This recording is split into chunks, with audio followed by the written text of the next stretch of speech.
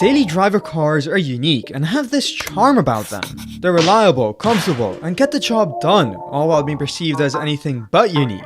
Most people who have daily drivers also have other cars they may not be able to drive all that often because they're going through a midlife crisis and didn't realize their track-focused car will not do any favors for their destroyed back. That's not ridiculous. That's not ridiculous to say that. Or maybe you're just a baller and need another car. Or perhaps you're just financially illiterate like me and want an excuse to buy another car. Regardless of your archetype, you've tuned in to the right channel because I'm going to show you in a totally mature, educational, and serious way some of the best daily driver cars available today and of all time. Starting off with the obvious choices. Let's say you're going through a midlife crisis. You know, I'm gonna be real. I'm just 21, but I feel like I'm going through one as well. Like, I'm so lost. They're the same price, but I don't know which one of these I should go for. What is that? The Porsche 911 or the Corvette. Both scream the same thing. Midlife crisis. But both are very, very good cars. And if you're especially loaded, the newer Corvette variants like the ZR1 or the ZR1X, I think kind of sort of break that midlife crisis stereotype. Let's go. I mean, you're not gonna find a dude going through it buying a 1,250 horsepower car. That seems a bit excessive, don't you think? But you're definitely gonna find them buying base spec 911s and just a regular C8 because 1, they're cool. 2, they're not that expensive, especially compared to outright supercars. And 3, give that feeling they're probably missing, a sense of excitement, all while being relatively reliable and decently practical, all things considered, of course. Now, what if you're not loaded and instead need a daily driver out of necessity? Okay, what do I mean by that? You got a cool car that you love a lot, but putting miles on it every day, especially if it's not the most reliable or comfortable, can be challenging. Thus, the requirement for a comfy and reliable car pops up, and so do 3 options. The Honda Accord, the Toyota Camry, and the Kia K5. The Accord and the Camry are as basic as the line for a Starbucks, but at the same time, you know the line is there because they're decent. However, the K5 is like opting for a boba tea instead of the regular iced tea you get. Basic as well, sure, but has that extra spice, I guess. Let me elaborate. Both the Camry and the Accord have relatively sporty versions. They're not outright sports sedans, but they've got decent options like the 2-liter turbo 4-cylinder in the Accord that pushes 252 horsepower. It's beyond decent, and obviously a sportier Camry that pushes more than 250. But I think the K5 trumps them both in terms of sportiness. Let me explain. Firstly, most K5 models have a 191 horsepower engine, and yes, the platform is from the Optima, and not a lot has been changed, so it will show its age. But the GT variant kind of mitigates that with a 290 horsepower engine. 290 horsepower is no joke for a daily that's supposed to be both reliable and comfortable. I've also experienced these cars firsthand, so I'd recommend them personally, but if you're looking at all 3, I'd suggest going in person and checking them out to see what fits your need. Time for a German option. Oof, a German as a daily driver? I wouldn't recommend it, unless your pockets are deep. The thing is, at the same time, I would recommend them because they're just so cool.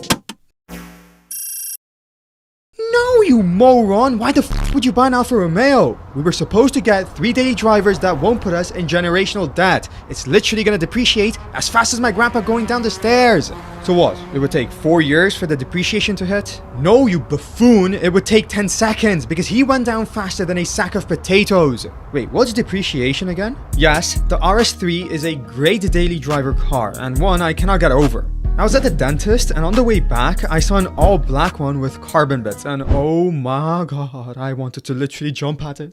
It's wide and girthy, like people really do underestimate how wide that car is because it's based on the compact A3 platform, but oh my, it's delicious. With a 2.5-liter inline-5 pushing 401 horsepower, it's really a pretty nimble and quick car. Plus, as it's a hatchback, you're gonna find it decently practical. Fun, nimble, and practical. The only thing missing is, well, comfort. Sorted! A sports-tuned suspension that's slightly stiffer, but not stiff enough to have you visiting the chiropractor. Nimble, fun, practical, and comfortable. That's all you need from a daily driver. What about reliability? I'll reliably kick your ass. Reliable rhymes with pliable and flyable. Reliable also can be related to reliant. The Reliant Scimitar GTE is perhaps the curviest of the curveballs. Wow, alright, pause. A classic car with a shooting brake design from a relatively obscure brand known to make cars that do this. Made from 1964 to 1986. Holy crap, a 22-year production run is insanity, but the car was really not bad at all. This was a car based on the Daimler SP250 prototype, which is a great little fact, and it had a 2.6-liter straight-six engine from a Ford Zodiac.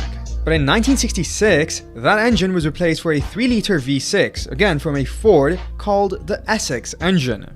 The unreliable part of this car is the interior, but that's kind of sort of expected, wouldn't you say? I mean, the car is downright ancient, but other than that, they're cheap to maintain.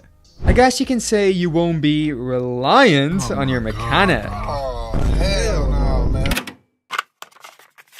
I want to take as many people into account as possible.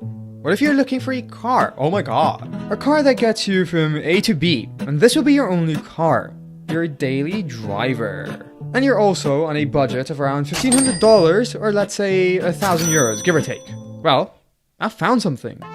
If you're in Europe and can perhaps spare a little bit more than €1,000, I would recommend the Audi A2. You're gonna have the quirkiest car around, no doubt. They're very practical too. Of course, being an older German car, you're gonna get older German car reliability, but it's lightweight and has great fuel efficiency. Makes it perfect around town. If I was in America with a budget of $1,500 for a daily, I'd consider the V70 Wagon by Volvo, the Chevy Impala LS from around 2010, or perhaps an older Yaris. The V70 stands out because of its inline 5-cylinder, great engines, and ones you should definitely consider in my humble opinion. This next segment is a special one because I can't buy this car, and you probably cannot buy this car. This is #1 bullshit. But a few people can. Let me explain. It's not necessarily because it's expensive. In fact, it's on the cheaper side, especially for newer cars. Most of us cannot buy it though, because, well, it's not sold globally. However, you can find right and left-hand drive variants, so we're Gucci on that matter. It is specifically for those who live in cities and don't really need to drive a whole lot, but could benefit from owning a daily driver. I mean, if you're a car enthusiast and have a GT2 RS, would you be driving it on the streets of New York every single day? I mean, sure, you could, but why risk it? The Honda E. I really love this thing, and to be honest, it's actually one of my favorite electric cars because, surprisingly, I find it to have a personality. It's not like every other EV, there's a quirkiness about it. So today, I want to tell you about its quirks and features. They're not the greatest when it comes to range or price. I mean, €15,000, that's really hefty, like real hefty. But if you can afford it, I don't know, it seems like a way cooler thing than just an average Tesla. But now, I want to talk about a daily driver I kind of find a bit underrated and overrated at the same time. Let me explain. This car's platform is over a decade old and the car itself has actually been discontinued, surprisingly enough. It's the Infiniti Q50, of course. Firstly, these cars had pretty decent engine options, with some pushing 350 or 400 horsepower. Great figures for a daily. However, all of this came at an MSRP exceeding $40,000. $40,000 for a platform that was over a decade old. But what about the G-Wagon? Shut up! Thank you. The G-Wagon was actually updated and new stuff was brought in. The same can't be said for the Q50. You're essentially getting the same car from a decade ago. That really ticks me off because genuinely all this car needed was a proper refresh and a newer platform. Alright, I'm currently active on the Discord server, so if you want to chat with me there, join up. We've also got a place to share your art, your taste in music, your taste in cars, and of course, your taste in wit.